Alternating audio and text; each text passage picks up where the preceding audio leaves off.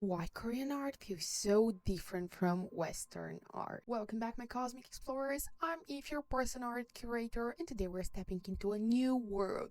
In this series, we're going to explore Korean art and culture from a European perspective. And in episode 1, we will ask a simple question. Why does Korean art feel so different from Western art? Imagine standing in a museum gallery. On one wall, there is a painting by Caravaggio. A dramatic scene explodes out of darkness. Light cuts across the figures like a spotlight on a stage. Every muscle, every expression, every movement feel intense and physical. Now turn around. On the opposite wall is a traditional Korean landscape. Soft mountains fade into mist. A white pavilion stands near a riverbank. A single figure crosses a bridge, and most of the painting is empty. First, it feels strange, almost unfinished, but the longer you look, the more you realize nothing is missing. That empty space is exactly what makes the painting powerful, and understanding the difference opens the door to a completely different way of seeing art. First time I encountered traditional Korean painting while studying here art in Seoul, I had exactly that reaction. I was used to Western paintings where every part of the canvas is full with colors, texture, or detail.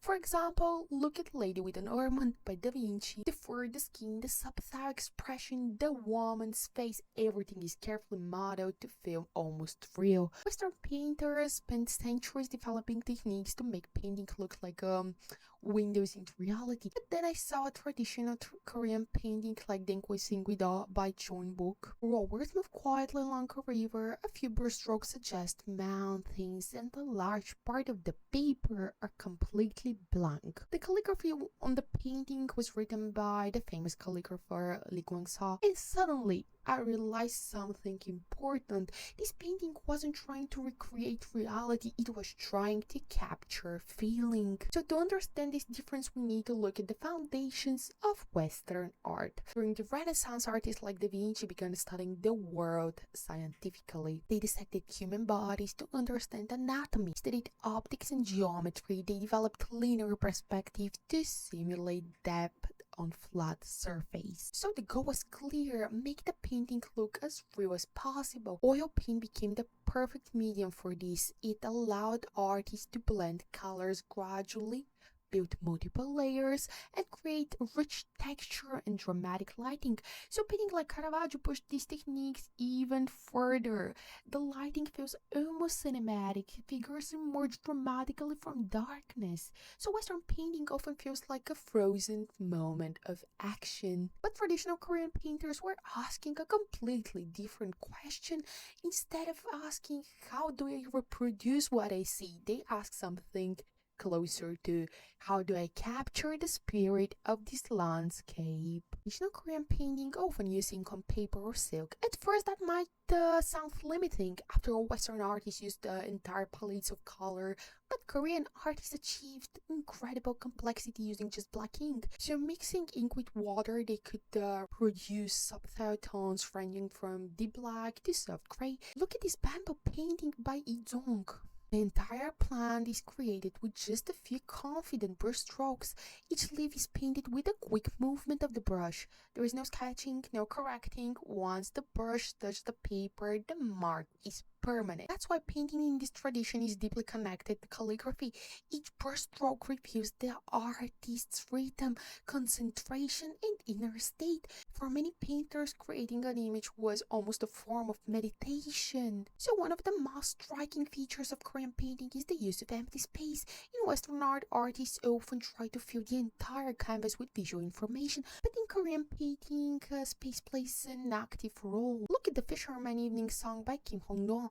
Large areas remain open. That black space might represent fog drifting through mountains or even distance across water. But it also changed how we experience the painting. Instead of overwhelming us with details, the artwork tried to slow us down. The viewer became part of the image, filling the silence with imagination. So another key difference is how Korean paintings depict people. In Western art history, humans usually dominate the composition, kings, saints, mythology. But in Korean landscapes, humans are often tiny. Look at the scholar viewing a waterfall by Jeong Seon.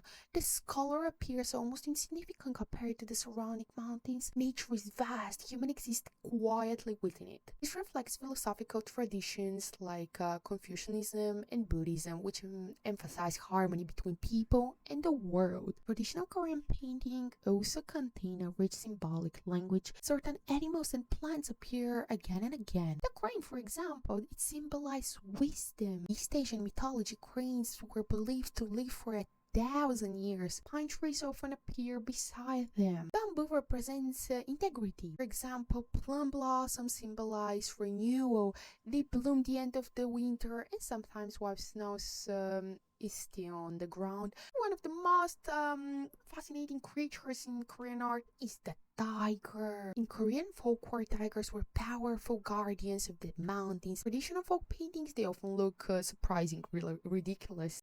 They have big eyes, strange expressions. Sometimes a magpie bird appears next to the tiger. Historians believe these images might have contained subtle social satire, quietly mocking arrogant officials. Some paintings express even larger ideas about the universe. For example, the royal screen known as Arwomungdo, it shows the sun, the moon, and the 5 sacred mountain peaks. This screen stood behind the king's throne during the Joseon dynasty, symbolizing the cosmic order of the world. Another famous theme appears in Shipchangsinda, or the 10 symbols of longevity. These include cranes, mountains, water, pine trees, and the sun, representing the endurance of the nature. This philosophy extends far beyond paintings. The traditional Korean houses called hanok are designed to harmonize with nature. Their carved roofs echo the surrounding mountains. Courtyards allowed wind and light to flow through the space. So the same ideas that shape a landscape painting also shape the environment. Studying Korean art slowly opened the way I look about the images. I began noticing the beauty of pauses in compositions, the emotion hidden in a single brushstroke, the meaning of empty space. In a world filled with visual noise, bright colors, constant simulation, endless images, Korean aesthetic reminds us of something simple. Sometimes the most powerful part of the artwork is what the artist chooses not to paint, and that is only the beginning of my journey here in Seoul. So do not forget to subscribe for more exciting videos about the Korean culture. See you in the next video.